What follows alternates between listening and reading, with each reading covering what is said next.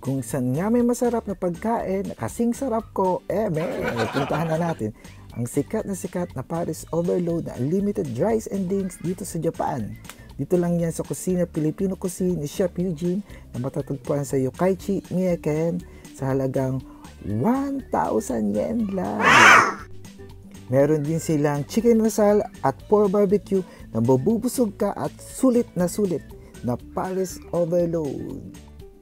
Tara, tikiman na! Oo, sarap. Grabe, overload to, no? Nagagalit sa kanya, pero marami siyang... Sarap! Sa sobrang sarap nga, ubus na ubus at napo-order pa nga ako ng kanilang halo-halo. Sa pag-aantay ko, napakanta pa nga ako ng patropiko, ng bini, patropiko, sa isang patropiko.